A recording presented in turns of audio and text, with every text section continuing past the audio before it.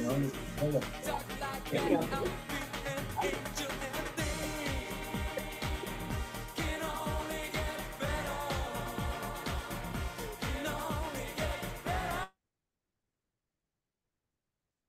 Hello there. Hello. Hi everyone, I'm Bea from the ECA, and today I'm very happy to be here for another LinkedIn Live with Stephanie Hare and Ángel Maldonado. Stephanie, you probably all know her from the BBC AI Decoded, and she was also our very special guest keynote speaker at our London conference last year. And Ángel is CEO at Empathy Holdings. And today we're here to talk about if retailers can really trust LLMs. So you can keep writing. And thank you, Stephanie. Author of Technology is Not Neutral. And thank you for coming this morning here to this location in London. And thank you for coming here after last night. Yes. Because you've been covering the election until very late. Yes. And I thought you were going to cancel on me. No, never. So I appreciate that. And considering all the intensity of yesterday and the moment of change, quite a very interesting historical moment. Yes. So thank you so much for coming. Thank you so much for inviting me. Thank you. So maybe should we start with a question from you there, Bea? Yep, okay. So my first question for you was, how do you think retailers can communicate to the end users or their customers regarding the capabilities and the limitations of LLMs? Because if they don't communicate well, maybe the trust from consumers, it gets like hindered in a way, or how can they communicate it so they meet the expectations from us customers?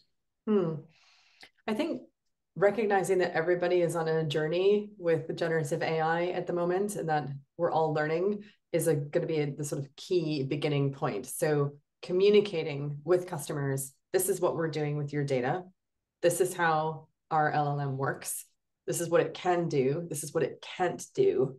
And asking for feedback, right? Because you're also going to be learning with your customers about what they like, what they don't like, etc., rather than that being one-way traffic. I think it should be a dialogue. But those questions, if you want to build trust, and we've talked about this at the keynote event that we did in Soho House just a few weeks ago, there's a couple of principles for AI ethics that apply, frankly, to generative AI as well, which is transparency. So you tell your customer what you're doing, explainability, you tell them how it works, and accountability, which is that they've got a problem, a concern, whatever, who's the human they ultimately can talk to about it and get some joy if they've got a problem. Nothing is different necessarily in terms of the ethical side of AI now that we're using large language models. It's more, if anything, we need to do more ethics. This is a bigger use, so we need bigger ethics, more ethics. On that, and I think to frame, as if I was trying to think in the mindset of a CEO in retail, there are a lot of pressures right now to say, are you going to invest? What are you going to do? How are you going to negotiate the investments and the way you're going to be able to be transparent? But let me start by dividing, to simplify, everything that can be affected by LLMs. Let's put on one side of the room all those operations, actions, efficiencies that operationalize things, logistics, stock provisions, that are machine to machine, system to system. And let's put that aside. There are interesting aspects in there, but let's leave that aside. And just focus on LLMs when they interface with a human being. LLMs when they have an effect on the way we see a brand, the way we receive a promotion, the way we are categorized, the way we receive a recommendation, the way we are profiled, and all that. Now, LLMs inevitably and intrinsically incorporate biases. We live in a society that is biased. This comes with the territory. And as a leader in the space, for a retailer and a retailer board that is making decisions on how they're going to utilize a tool set that is going to interface with human beings, with the customer, that is intrinsically biased. You know, how do we negotiate that? How do we navigate that? So there's a couple of ways that you could approach it. One is, interrogating the data on which you've trained your LLM. And you could do something called algorithmic auditing as well, so that you're checking, and we're not getting rid of humans just because we're using AI.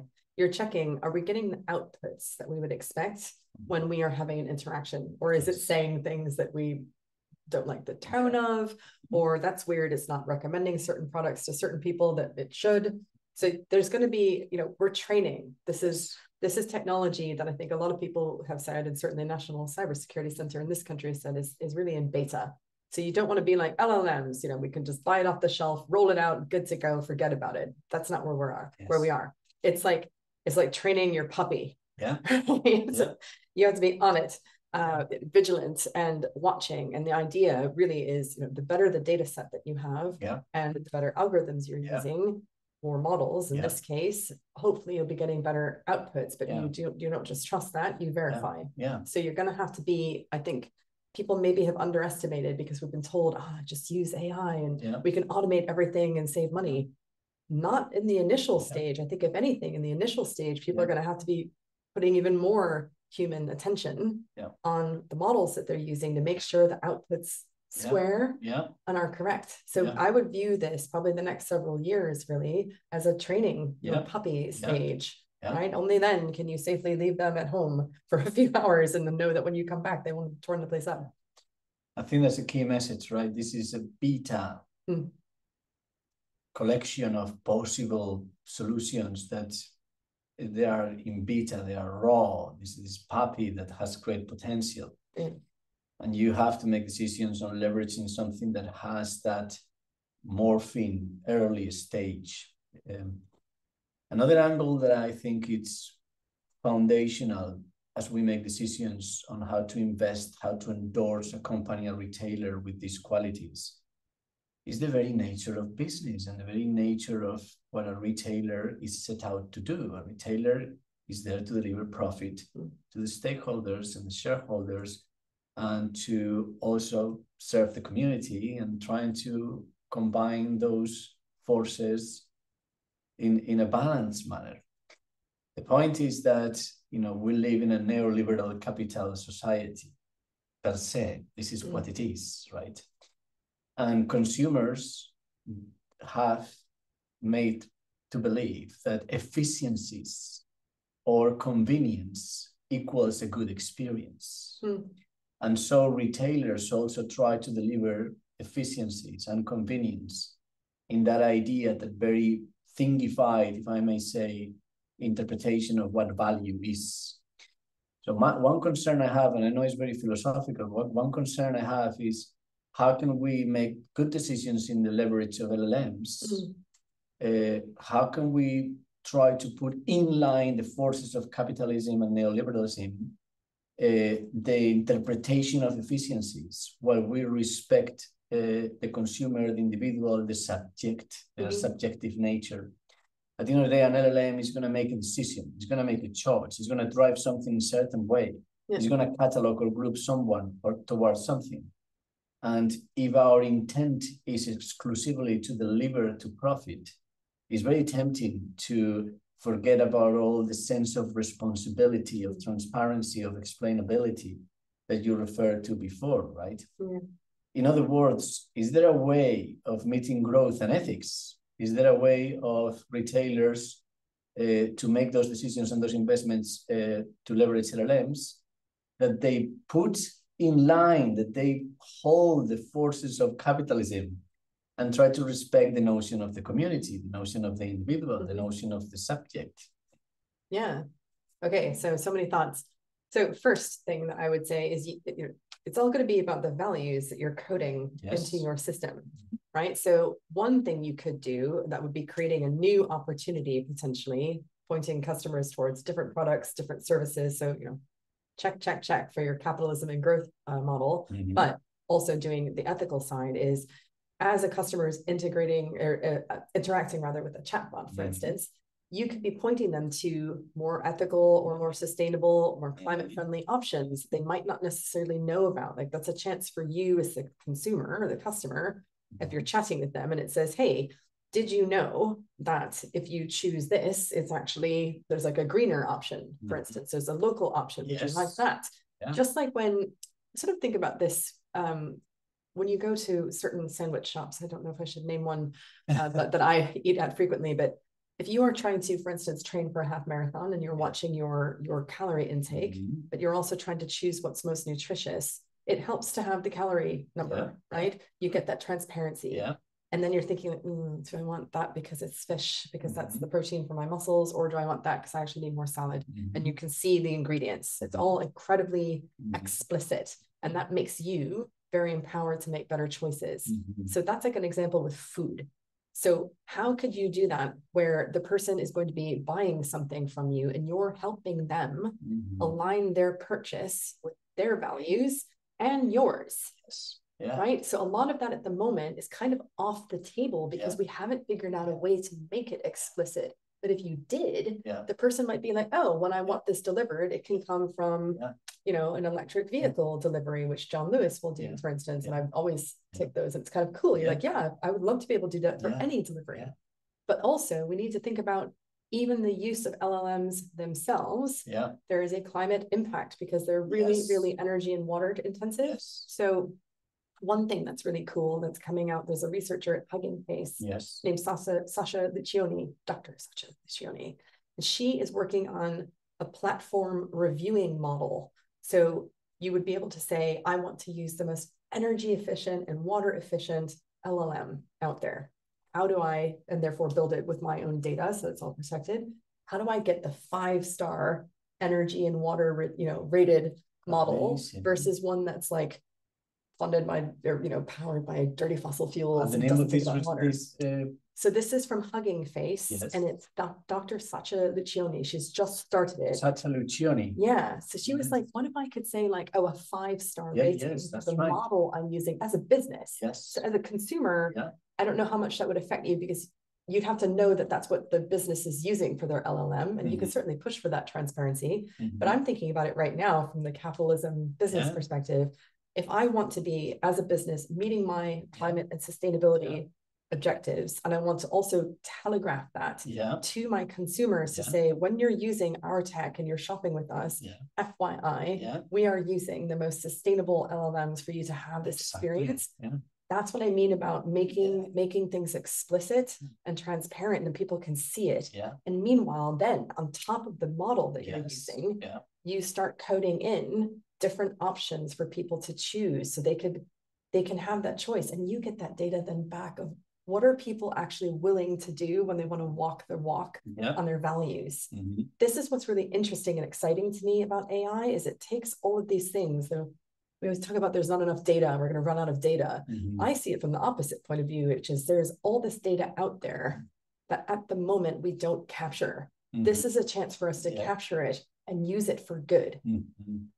No, this is beautiful and very exciting, and it really connects. It's like you have the big mega cap out there, the Microsofts, the OpenAI, the Amazons. They're trying to set the way and the interpretation of where the value is. If I might say, maybe necessarily carelessly and mindlessly, but then you have many of the companies that they believe they have to innovate by imitating on that style, which is a very dangerous space to endorse their brands with those qualities. So Amazon made certain decisions on the way they were succeeding in retail, and a lot of companies imitated them. You know, maybe a Marks and Spencer decides to imitate Amazon. And in doing that, they undermine trust and the identity of Marks and Spencer, a quality that Amazon will never have. And then you have companies in the digital space, I don't know, from a Safari to an Apple, and then with all the considerations and the way privacy is set as a quality or as a feature, companies in the real retail space like IKEA or Patagonia that try to work really hard on sustainability and taking that stand. The provenance of the AI they use in terms of sustainability that you I've mentioned with this Hugging Face project is very interesting, and how we can try and be brave, not to follow the train that seems to be the opportunity that those big companies are setting, and find our own particular way that goes along with the way we set the values, the way we want companies and customers to define themselves to those set of values, right? With that, brings me to the notion of community, Bea. And, you know, how can we help all the movement and all the people committed with a sense of responsibility? How can we help the community from your perspective? Yeah, so my last question was for you, Stephanie, more related to the ECA and what we do and the movement that we're starting. What role do you think can partnerships between retailers that, as you said, are willing to be transparent and are willing to make things explicit and to their customers, what do you think their partnerships can come to, or like in driving responsible innovation? Well, one thing I've been thinking about is I almost think we have to build a completely different model of how we're going to think about shopping. We're talking about resale, right? So I want it to be much easier for me as a consumer, as a shopper, to be in the circular economy. If I've got stuff that I'm done with, how do I send it back so that it's being used by other people? And I feel like retailers miss out on that. That's like and it's massive. It's a massive economy. It's not happening between the retail and the consumer. It's consumer to consumer. Yeah. But we want to encourage that. And I wonder if we could bring it back in. So how are you allowing people to recycle, for instance, things that they've bought? Now, that doesn't work so much well for services, but it does for products, right?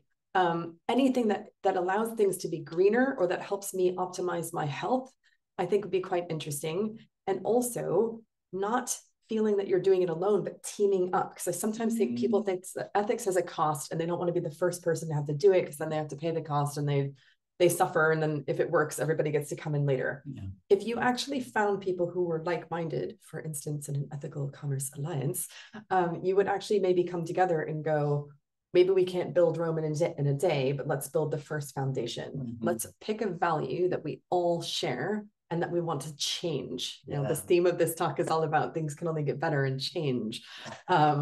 Sometimes you have to just start with the first step. So what would be the one thing that everybody could potentially data pool on, so that you're sharing data or best practices, or this is what's working for us as a group? Because, you know, we've seen this here in the UK, the past 14 years have all been about like the pie is small and you can only have a small slice of it and loads of people just don't get any. And that doesn't work out very well. I like the idea of how do we grow the pie for everyone? So everybody gets pie and you get a bigger slice of it. And you decide also the flavor of that pie. So maybe the pie in this case is an ethical pie and a sustainable growth pie. That's what I'm really going with this metaphor here. You could tell I'm hungry after our swim this morning. So I think thinking about those things of how do we work as a team, because you're going to have to change the landscape, right?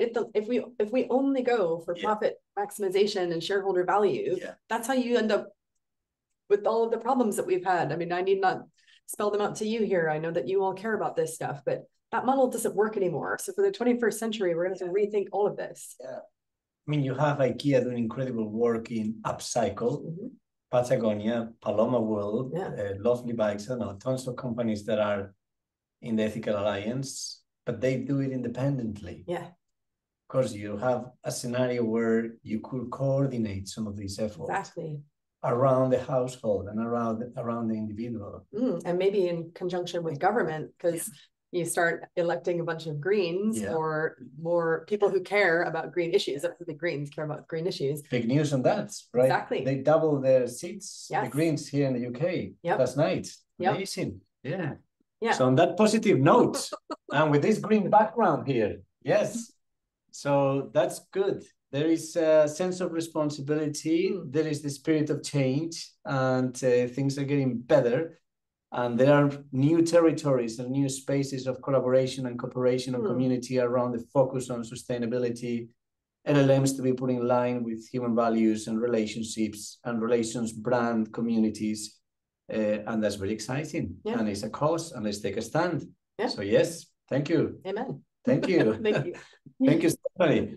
Thank you so much. Thank you, everybody who connects. And yes, and any questions, anything you want to know about the Ethical Alliance, about Stephanie's work, reach out. And thank you, everyone.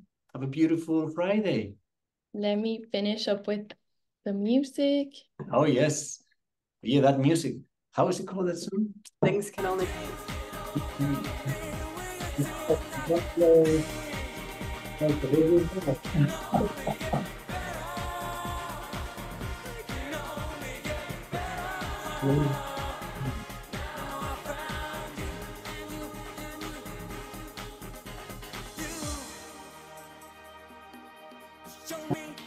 Yeah.